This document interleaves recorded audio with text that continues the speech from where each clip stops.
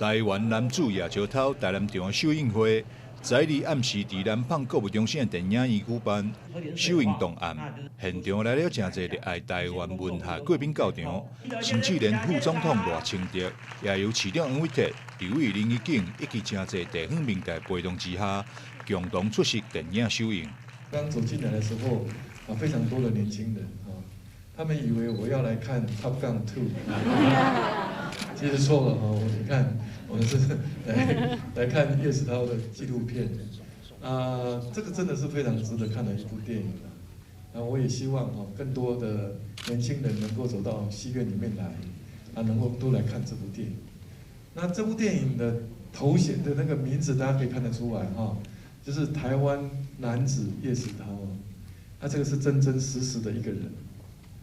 这个 Top Gun 2那个是虚传的，差别其实很大。一个是美国好莱坞英雄，那叶石涛先生是活生生的我们台湾男子，也是我们文学大师叶石涛在台湾文学界的重要地位。那叶石涛其实我想伊是出世伫咱这台南人古早日本时代叫做北京町这样是民生路一带。我想伊有真侪作品，包括散文、小说、评论，拢有足悬的文学成就。特别是我想伊的台湾文学史纲，这是真真正正第一部台湾的这个文学史。所以我想今仔日咱许导演跟这个林俊杰监制来特别来拍一部电影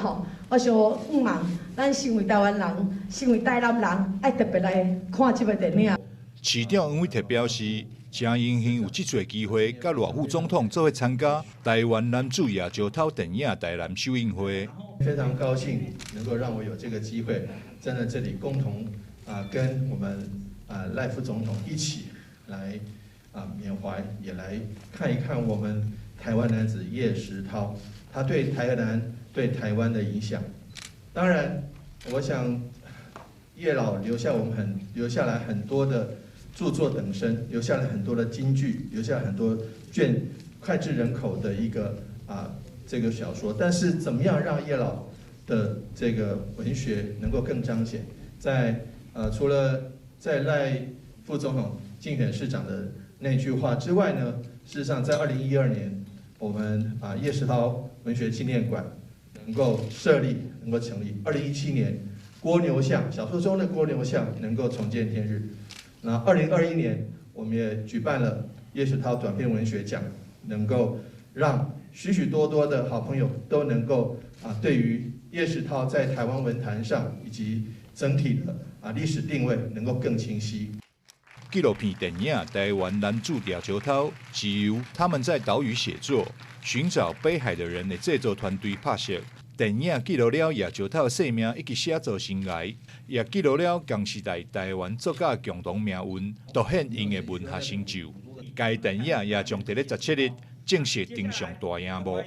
副总统赖清德、台南市长黄伟哲、刘伟林一景鼓励大家踊跃买票入场观赏。台南新闻张秀维采访报道。